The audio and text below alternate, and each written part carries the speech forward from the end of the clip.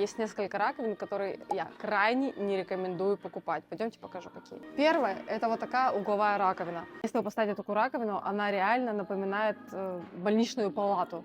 Если хотите у себя дома воссоздать больничную палату, пожалуйста, используйте эту раковину, добро пожаловать. И теперь еще ряд странных раковин, которые наверняка кому-то понравятся, но, знаете, на вкус и цвет товарища нет. Вот это, вот здесь. Что это за гравировка, непонятная. Ну и вот это, да, как такой топ выбора, как не надо, напоминает высокий унитаз. Как будто бы унитаз реально для высоких людей. Чтобы разбираться, что можно в интерьере использовать, что нельзя, все в бесплатных материалах в описании.